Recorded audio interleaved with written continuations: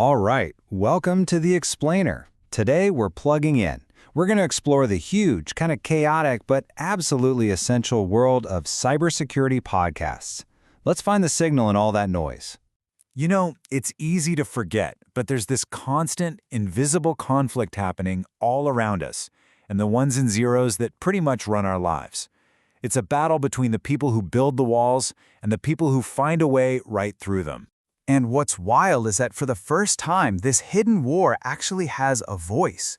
What used to be locked away in secret forums and super niche magazines has just exploded into this whole universe of audio. But with so many voices out there, all shouting for your attention, how do you even know who to listen to? Well, that's what we're here for. Think of this as your personal map to the entire cyber soundscape. Okay, so first things first, we really need to get a handle on the sheer scale of this thing. I mean, what was once just a tiny, geeky corner of the internet has ballooned into this sprawling ecosystem. Some people are even calling it the cyber-auditory complex. And here's what you've got to understand. These aren't just shows, they're actual communities. They're like these digital campfires where everyone from top-level researchers to C-suite executives all gather to trade stories, share intel, you name it. But, this community is not one big happy family. Not at all. To really get it, you have to see the fundamental divide right at its heart. It's this cultural clash between two very different worlds, and it defines almost every single show you'll ever hear. So this split creates the two poles of the security world. On one side, you have that original hacker ethos, skeptical, anti-establishment, all about curiosity and poking holes in things. And on the other side, you've got the corporate world. It's structured, it's professional, and its main job is to seal those cracks up. And this quote from the legendary podcast Off the Hook, man, it just nails that hacker spirit perfectly. It's political, it's raw, and get this, it's been broadcasting since 1988. It comes directly from that counterculture where this all started. And then you have the other side. This is the world of podcasts for Chief Information Security Officers, or CISOs. The language here is totally different. It's not about Orwellian societies. Nope. This is the language of the boardroom, risk, compliance, strategy. It's a whole other universe.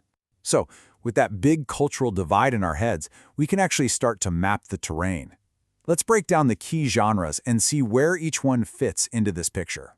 First up, the storytellers. And these shows, like Darknet Diaries and Malicious Life, they have totally transformed the space. We're talking high production values, compelling plot lines. They take these really complex hacks and turn them into these gripping true crime stories. They're basically the cinematic wing of cyber podcasting. Next up, you've got what I'd call the information backbone of the industry. These are your weekly intelligence briefings. On one end, you have the super serious, no-waffle, straight-up journalism of risky business, and on the other, you've got the hilarious but still incredibly insightful Smashing Security. And finally, we've got the shows for the practitioners, the people in the trenches doing the actual work. These are the real deep dives. A show like Security Now is famous for its super detailed first principles explanations of tech, while Off the Hook is still that pure, unfiltered voice of the original hacker scene. Okay, so we've got these two very different worlds, right? But here's where it gets really interesting. What happens when those two worlds meet? Arguably, the most important podcasts out there are the ones that act as a bridge between the hacker and the corporation. These great bridge podcasts are just so crucial. They're translators. They help the corporate world understand the hacker mindset, and they explain corporate realities to the tech community. Without that translation, the entire field just can't move forward. And when we talk about this bridge, there is one undisputed titan, the king of the hill, Darknet Diaries. By focusing on the real human stories behind the code, with a level of storytelling that's right up there with shows like This American Life, it's become the main way the rest of the world has come to understand this hidden culture. So what's the secret sauce? How does the host Jack Reiseter pull this off?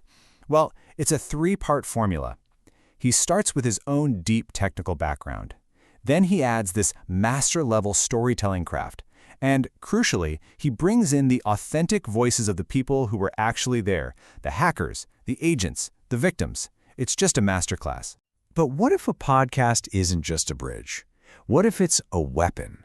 This is where things get really, really fascinating and totally unconventional. I want you to meet Alberto Daniel Hill. This guy's story is incredible. He went from being an IT expert to being imprisoned for a cybercrime he swears he didn't commit. So what does he do? He launches a podcast, the Cybermidnight Club, from prison to fight for his own justice. And now, he's advising his country's government on new cyber laws. Just wow! And his show's style is every bit as radical as his story. Forget all that polished production we just talked about. He embraces what you could call an aesthetic of chaos. It's raw, it's live, it's unscripted, pulled right from Twitter Spaces. He calls it radical transparency, and it creates a kind of authenticity that you just can't script. Okay, we have covered a lot of ground. We've mapped the world, we've met the Titans, we've even seen the rebels. So now for the best part. Let's figure out how to build a playlist that actually works for you. All right, so if you're someone who just loves a great story, this one's for you. You're going to start with Darknet Diaries for that human drama. Then add in Malicious Life so you can get all that crucial historical context. And then you can sprinkle in amazing deep dive series like The Lazarus Heist. But maybe you don't have time for all that. Maybe you're a pro, you're busy, you just need to stay current. I get it. This is your essential briefing. You start your day with the super short SANS Stormcast, it's like 5 minutes, and then you get your weekly strategic download from the absolutely indispensable Risky Business.